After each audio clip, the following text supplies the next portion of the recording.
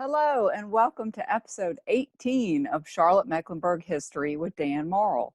Today is Sunday, July 12th, 2020, and I am Dan's daughter, Mary Dana, and I'm here with Dan. And we are going to be doing our part 3 of the history of Myers Park and Cherry neighborhoods. And I think this we'll wrap up about Myers Park today and Cherry today, right, Dad? Yes, definitely. Okay. All right. So I will let you get started. Go ahead.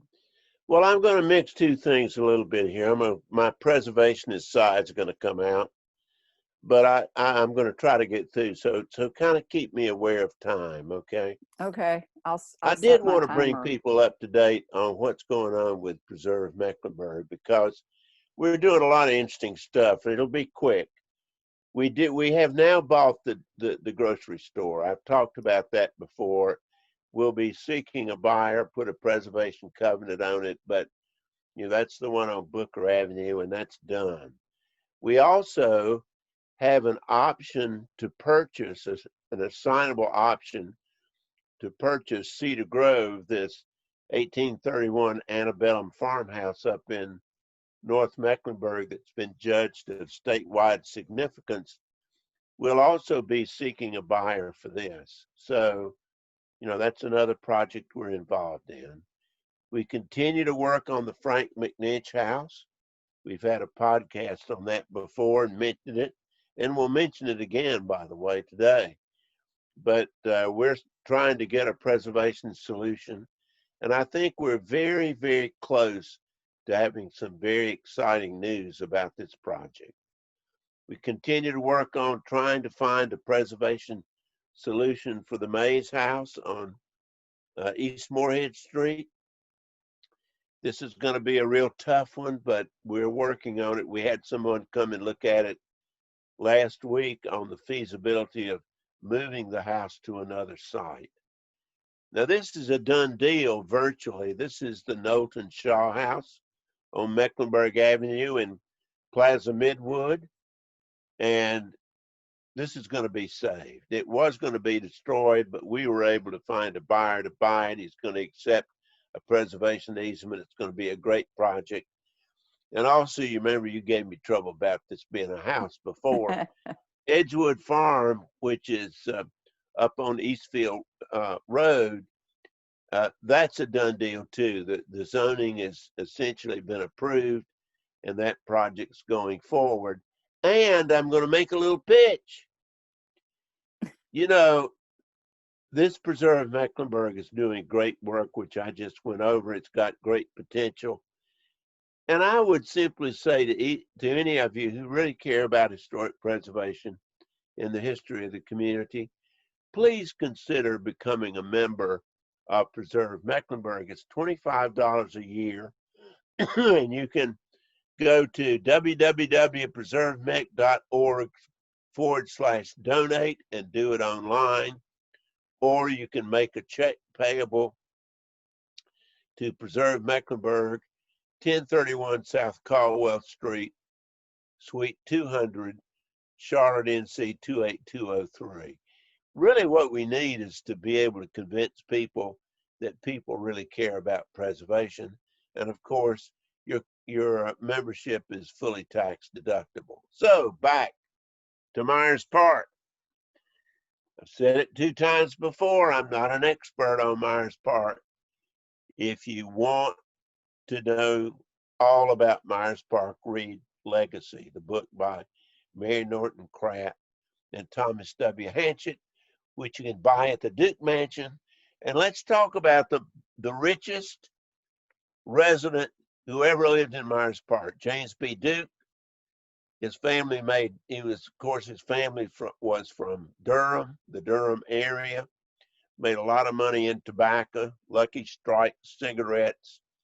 They branched out from that. James Buchanan Duke, of course, basically financed the emergence of the Southern Power Company, Duke Power, Duke Energy, transformative figure, extremely wealthy man. And Is it Duke University? Is it Duke Duke University, obviously named for him. So he's a huge, huge figure. And I did want to give a little poignant story here. Late in life, he had a child, one child, a daughter, named Doris Duke. You can see her years. And there she is as a little girl sitting on her father's lap.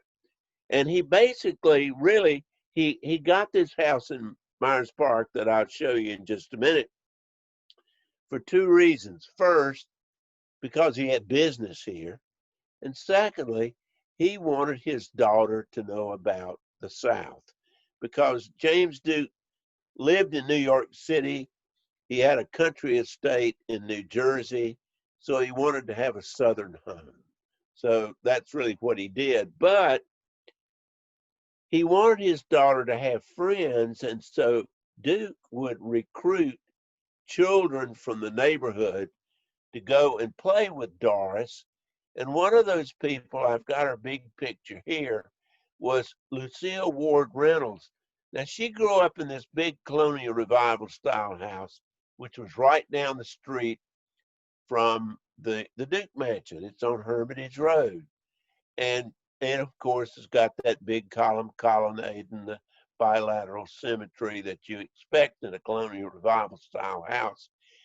Now, she's connected to us in several ways, but when she was a little girl, this would have been in the late teens and the early 20s, she and other girls from the neighborhood would go over and play with Doris, and they loved to roller skate in the hallway on the third floor of the Duke Mansion because it was so large.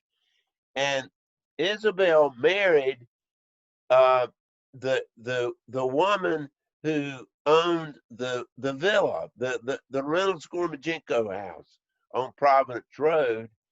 And Rosalie is Isabel's daughter. Isabel is no longer here. She has passed. I've met with Rosalie. And Rosalie Reynolds is the daughter of Isabel, and she sponsors a series of historical lectures at the Duke Mansion. And I gave a lecture there, and you came last year, Mary Dana. Yes, You I remember remember. that. But let me say a little bit more about Lucille. Wait a minute, Lucille or Isabel? Isabel, a little bit more Who's about Lucille? Isabel. You said Lucille. Isabel and her husband bought the McNitch house from Frank McNitch in 1943. So, this is all interconnected. Kind of interrelated. How did you say they were? What did she have to do with the villa house on Providence Road? Her husband was the son of the woman who owned the Reynolds Gormajenko. Oh, okay, I gotcha. Okay. So, all right, now, this house was actually built in 1915 by Z.V. Taylor. Mary Dana, I know I've told you this before, and we talked about it before. Remember that big streetcar strike in 1919 when all those people got killed? Yes. Well, the man who headed Duke, the Southern Power Company, and therefore worked for James B. Duke, he built the house, Z.V. Taylor, in 1915, and it's colonial revival. I mean, it's pure colonial revival. Designed by C.C. Hook. My goodness, we've come across him so many times. Yes. But what's interesting, when James B. Duke came down and said he wanted to have a Southern home, he told Z.B. Taylor, "You're going to sell me your house." And this is the original house, and the entrance was here. Yes. In other words, if you look at this little porch here, that's the little porch there. Okay. Oh, and okay. what Duke did was just double it. Oh, He built another part back here that looked just like the front part, and then he connected the two to create a whole different house, with this being the entrance with the grand entry. So, this is the biggest house in Myers Park. It's got 50 rooms, 12 bathrooms. It's huge. And of course, it's now used as really an event center. You can also stay there, I You can think. stay there. And remember, the It's, administration for this is housed in the Tees House, which was back in the John Spring Myers first Myers yes. Park. Now, a Okay, so lot of the Duke, people, wait a minute. So the Duke Mansion, the front of the house is now what is the side of the house. that's right. This is the Okay. original house here. Okay. That's The the le- original house. if you And then face the he Duke just doubled Mansion, it over here. right. See? So if you And then he face the Duke connected the two. Mansion, if you face the Duke Mansion, the wing on the left side is the original house. That's right. Okay. I That's got you. exactly Wanted to right. explain it for people who are listening and Yes, and also who can't see the cursor. I've yeah. tried to make it big. Now, I could talk a lot about colonial revival style. It became very popular in the early 20th century. We saw it in the McNinch House, for example. It was really the Columbian Exposition in 1893 that really sparked interest in colonial revivalism. But that's not the original Myers Park style. There are other examples of it. Remember, I showed you this before. Yes. This was George Stevens' house. George and his wife Sophie Stevens' house. It's clearly colonial revival, but this is the original Myers Park style. It was very briefly popular in the early 20th century, and I think I misspelled it down there and I ran the words together, but I'm not perfect. I think I got it right there. I did. It's the Okay. rectilinear style. And by rectilinear, it basically emphasized straight lines. And I Mm-hmm. want you to notice that it had it had hip roofs, dark green hip roofs. It had shed roofs on the front dormers. Basically, it was devoid of any kind of filigree or fancy stuff that you saw on Victorian houses. And it really took its inspiration from this. Oh, from the I mean, the, entryway the, to the gateways that I showed you before, they're rectilinear style. mm-hmm. You notice they're hip roofs. They're basically, they don't have any fancy Victorian filigree and Right. gingerbread and all that kind of stuff on them. And here's another example. These are all on Hermitage Road, the lower end of Hermitage Road. By lower end, I mean the one close to Queens Road. These are all Mm-hmm. very early Myers Park houses, clearly rectilinear style. See the straight lines? I was going to ask where they were. So they're on They're on Hermitage Hermitage Road. They're Road. if you go down Queens and turn left on Hermitage, you'll see them on your right and on your left. They're right there. Now look at this. There's In other words, that's the corner. You turn up that corner. Mm-hmm. See, there's the streetcar waiting station. I've shown you before. That's rectilinear style. And what it was the rejection of real fancy Victorian gingerbread stuff. Sometimes it was done in brick. Now, Mm-hmm. here you can see it typical straight lines. See straight lines, straight lines. See that dark green roof? See the hip roof? See Yes. these broad eaves up here. The thing underneath the eave is called a soffit. It's got a Mm-hmm. real broad soffit. Then it's got these big brackets holding that baby up. Now, I showed you this one before. This is rectilinear. Now, Louis Asbury did this, and he did introduce these dormers up here that have curved lines, but still, for the most part, this is rectilinear style. I mean, it's straight lines, hip roof, dark green. It's the rectilinear style. Okay. Now, I wanted to talk about institutional buildings, and I wanted to talk first about churches. Many people don't know that the oldest church in Myers Park was Myers Park Moravian Church, and it opened in October 1924. And this particular, it's now known as the Little Church on the Lane. I think they made a big mistake, by the way, from a marketing standpoint of changing the name of the church, but they changed it.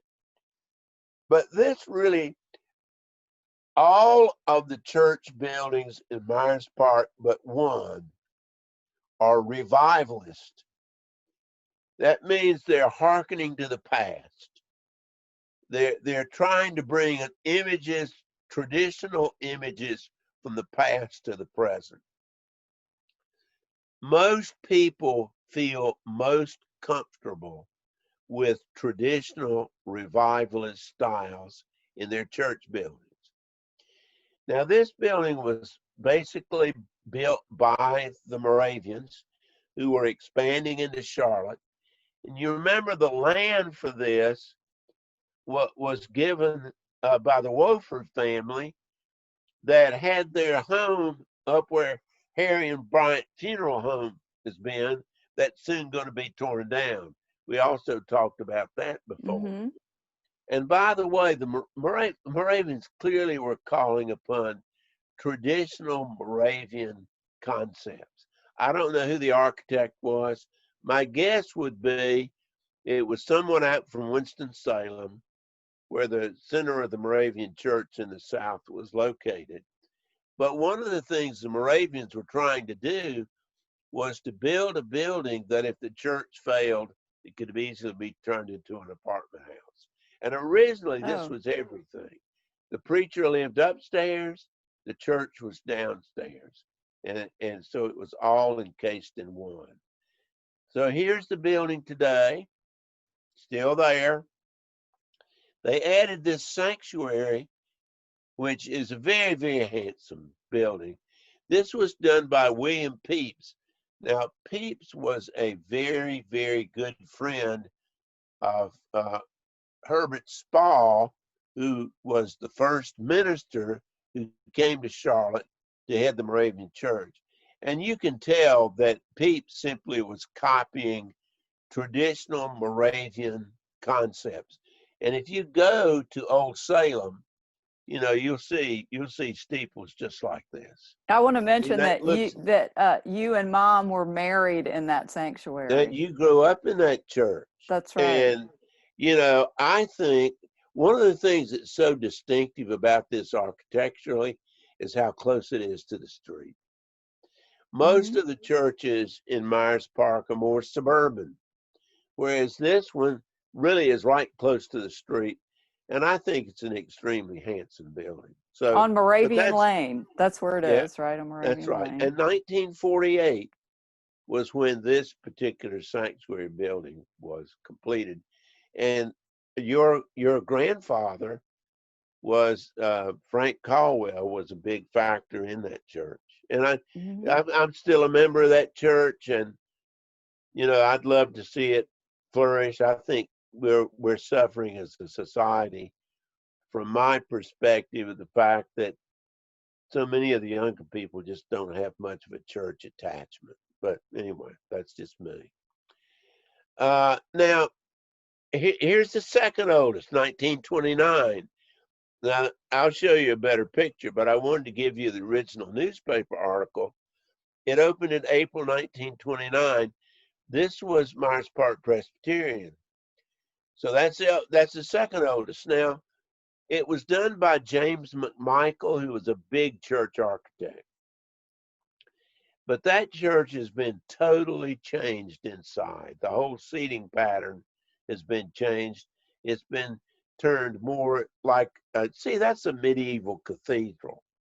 You know, a lot of people, they like to go to something that looks like it was built in 1350. Right, in Europe. Or 1200. I mean, they think God lives in places like that. So, and he, you know, God's everywhere. So sure he lives there. But people are more accepting, for the most part, of traditional architecture. 1929, Myers Park Presbyterian. There it is. It's on today. Providence Road, right? On Providence Road. No, well, it's really what technically on is the address? It's on Oxford. It runs between Providence and Queens, but it's right off Providence Road, right off Queens Road. It's right behind the next church we're going to see, which is Myers Park Methodist. Now, Myers Park Methodist, we're back in the Middle Ages. That is Louis Asbury. Now Louis Asbury regarded this as his masterpiece. He did other churches. He did many other churches in Charlotte, but this is this is Gothic revival. And of course, the same thing is true of Myers Park Presbyterian. They're Gothic revival churches. They're revivalists, if you will. Now, there it is today.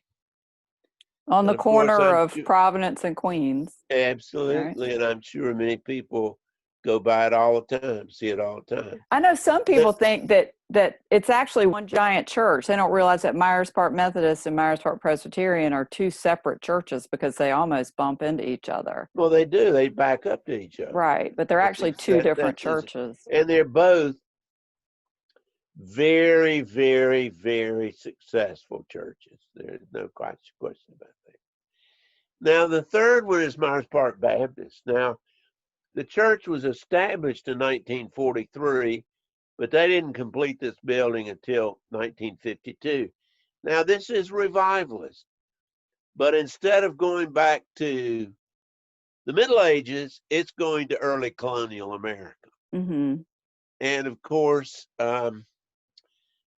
my goodness, I mean, it's an imposing church. It has great location in terms of visibility, and it was established in February 1952. So that's the next church that comes in Myers Park. It's on Queens Road. Queens. What's its technical? Yeah, Queens. It's where Queens Road East and Selwyn split, where Queens Road ends, if you will. Queens Road ends at Myers Park Baptist Church. Selwyn goes to the right, and Queens Road East comes in from the left. That's where it's okay. Located. Now, the same year, and I don't know the architect of Christ Episcopal. I'm sure I could find out, but I just hadn't had time. Now, it has a very similar date. Both this and Myers Park Baptist were established at the same year, 1943, and they both built their churches at the same time, 1952.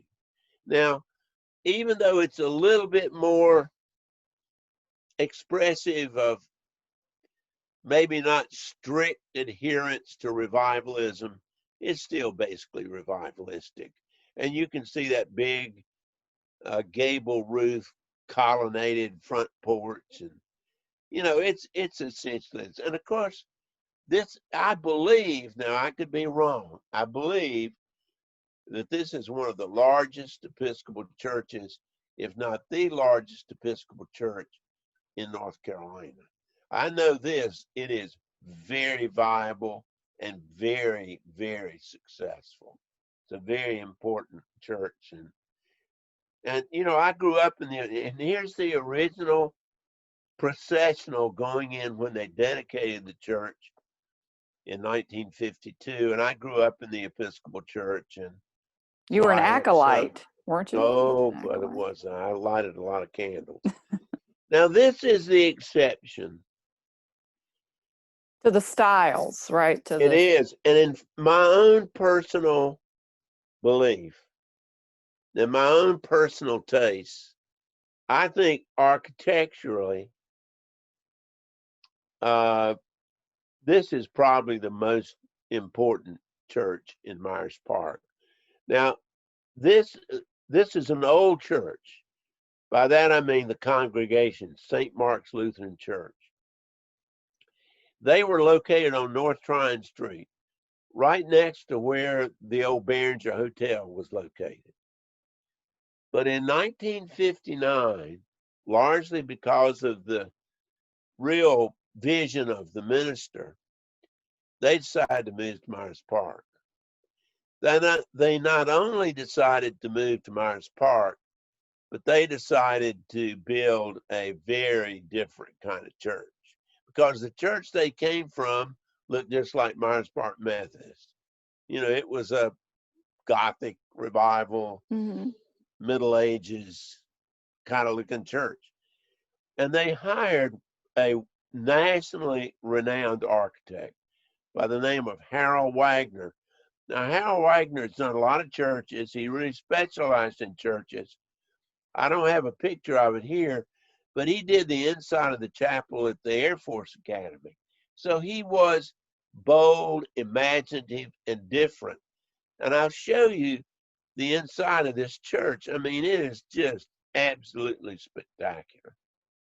I mean, you know, if you contrast this with the inside of the little church on the lane, or Myers Park Methodist, or Myers Park Baptist, or Christ Episcopal, or Myers Park Presbyterian, Right. This is different. whole different.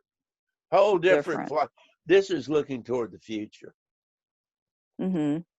A lot of light, these big, expansive windows. You go and sit in this congregation in the morning, and Wagner would specifically position this church so that 11 o'clock in the morning, these windows just absolutely sparkle. It is, and the roof is, and the ceiling. I mean, it's a magnificent space. But now I want to talk about schools. Now, there was a school earlier, by the way. There was a school back in like 1905 when it was a county school. But I'm really looking at the ones that became part of George Stevens Myers Park. Before the Myers Park, I don't know where children went to school. I think they probably went to Elizabeth. Maybe they went to Dilworth before. Please excuse the phone. It's ringing in the background. Yeah, it's fine. We live in life. I can't control everything. But anyway, you can see that Myers Park, why are we on time? Oh, 26 minutes. Oh, I'm good. Okay. Myers Park Elementary School opened in 1928. Guess who the architect was? C.C. Hook. C.C. Hook. Once again. And there's Myers Park Elementary School today. Now, you can see, very traditional. It's called Myers Park Traditional today. That's the It name. is, but that's right. And I'll show you, this is I think a poignant picture I'm going to show you. This shows students at Myers Park Elementary School on a costume party in September 1934. Now, you know, these children would be in their 90s now. Mm-hmm. You know, and you wonder if any of them are still how with many us. of them are still Right. here. Yeah. You know, but, and you know, I'll tell you, Mary Dana, and I certainly am very aware of this. Life is just so fleeting. I remember they asked Billy Graham one time what really surprised him most about life, and he said how short it was, and it's true. Interesting. Now, we've talked about Myers Park High School before. Yes. Now, Myers Park High School, particularly when you look at the whole campus, and I don't have a picture of the whole campus, it is not traditional by any means whatsoever. It's a very, and the architect was J. Norman Pease Jr. Many people don't realize that it opened in 1951. And therefore, you know, it's the last of the schools, but in Myers Park, but it's a very, very important building in itself. So, and campus, and we talked about the Isaac Newton Alexander Grist Mill and all that kind of stuff. Yeah, that was one of our first podcasts. Now, I want to be a preservationist for a few minutes. You know, you cannot have your cake and eat it too, Mary Dana. Boy, isn't that an original statement? I get all these people who moan about what's happening to Myers Park. And I'll show you some examples of the kind of things that really concern them. And one thing that there are tools available that can try to protect the character of a neighborhood. And one of them is a local historic district. And there was a big push from 1986. It first emerged in the newspaper here. And you recognize this rectilinear style streetcar Streetcar waiting waiting station, which station. is part of that entryway that the middle part got torn down for a left turn lane. Yes. That from 1986 to 2000, there was a real debate about making Myers Park a local historic district. Now the thing, nothing's going to be saved if it's in a local historic district. You can't keep things from being destroyed, but you can make them wait a year, Mm-hmm. and you can slow things down. Well, the reality is that Myers Park did not vote for a local historic district. In the year 2000, and it was largely because the neighborhood couldn't get solid support for it, because some people did not want government restraining them from what they did with their property. Mm-hmm. And they certainly had a perfect right to take that position. But what I am saying is, when they decided not to be an historic district, they gave up what would have been a tool to be able to at least restrain and retard the destruction of the character of the neighborhood. Now, this was the David Ovens house. Now, I'm going to show you who David Ovens was in just a minute. The style is rectilinear. Yes, I see that. And it was a very important, it was an Ardsley Road. Now, they tore this house down and replaced it with this house. Now, I'm not saying that this is an insensitive replacement house. I'm not saying that at all. But when you completely destroyed this house, you destroyed the home of this man. Now, David Ovens, a lot of people know the name Ovens Auditorium. Mm-hmm. That's what I was Now, who do thinking you of. think it was named for? David Ovens. David Ovens. And David Ovens, who was a great, he was really the brains behind the J.B. Ivy Company, which used to be a very, very important department store in Charlotte. Mm-hmm. I remember Ivy's. And he was a great lover of music, symphonic music. And he wanted to have a place where musical performances of quality and style could be held.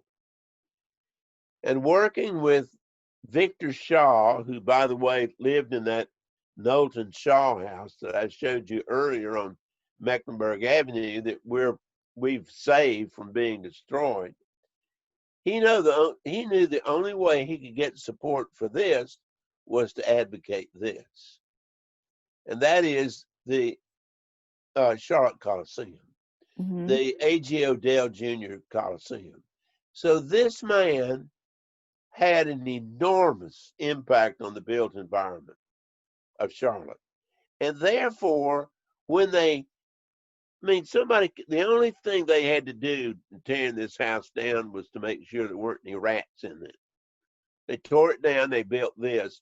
Well, you say, well, they got a nice house. Yeah, but you lose something, associative history, when you do that. Mm-hmm. Now, let me show you this one.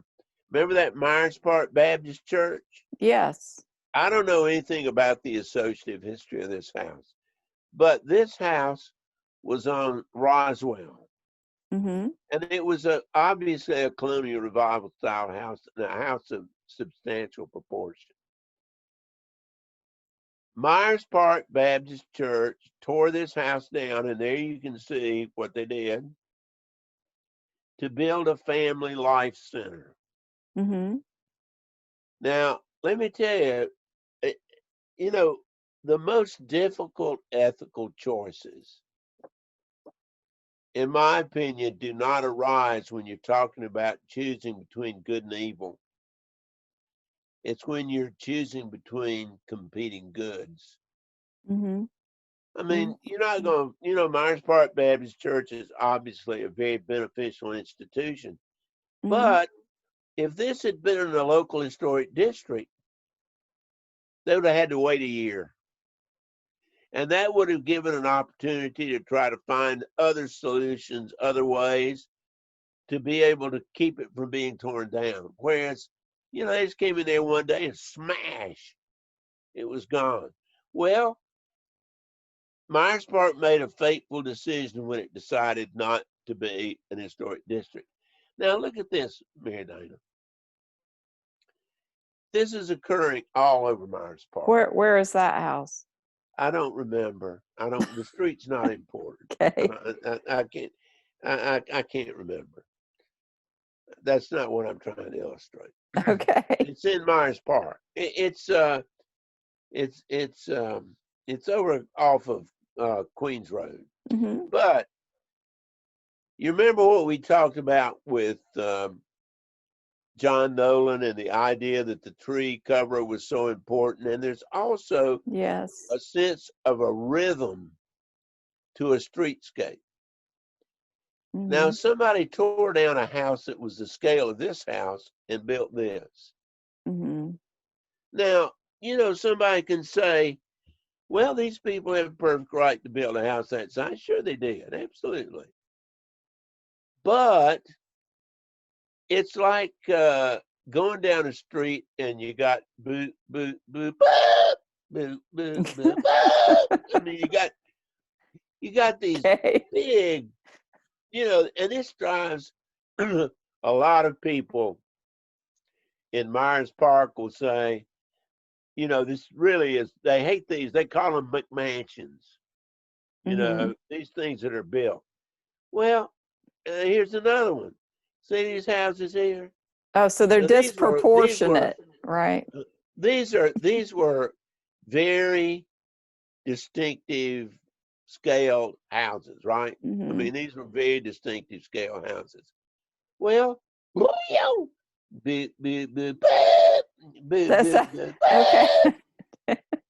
Well, Dad. What's that? It's like I think your sound effects are very interesting to illustrate that. Well, but I mean, it's you remember we were talking about the houses should be like ornaments hanging on the trees. Well, this sucker's going to pull the tree down. I mean, it's okay. I mean, I have to admit myself, I can't understand why anybody needs something that big. But they've got the money, they want to do it. That's their prerogative. But it seems out of scale, right? Out of scale. Okay. So now let me tell you something else, just to go back a minute. How am I doing on time? 37 minutes. Okay. Time to wrap up. If people would turn to Preserve Mecklenburg, when they want to sell their house in Myers Park, if they would give us an option to purchase their house, tell us what they wanted for it, right? Tell us what they wanted for it.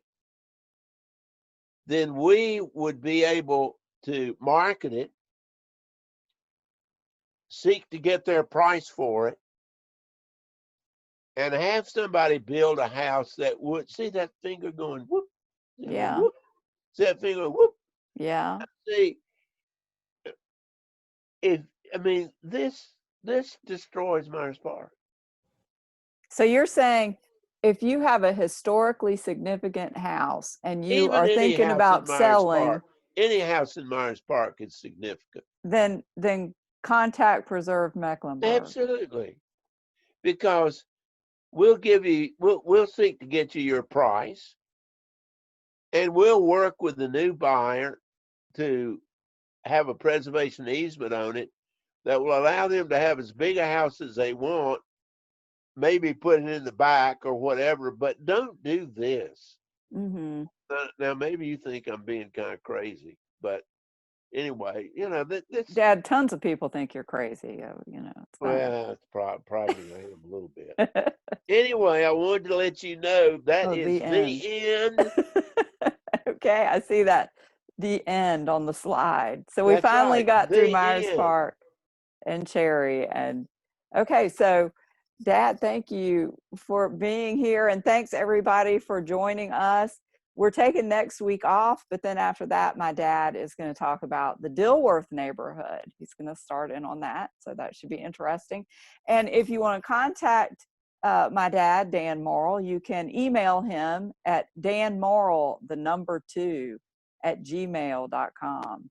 And of course, go to preservemecklenburg.org. Is that right? Or is it We Preserve Mecklenburg? Well, one of them, they can go to wepreservemecklenburg.org. Yeah. Or to donate to become a member. What was that one again? Preserve Mech. .org. Preserve Mech. I can't go back fast. No, don't go back fast enough. preservemech.org/donate. And please Right. become a member. So, all right. And then you can follow Dad on Instagram. His username is Dan Morrill, all one word. And he's on Facebook. You can friend him. You're Okay. witnessing the future of Myers Park. Well, let's hope that's not true. So I know you're doing what you can to save it. So, Yep. All right. Well, thanks everyone. And thanks, Dad. Bye. Bye-bye.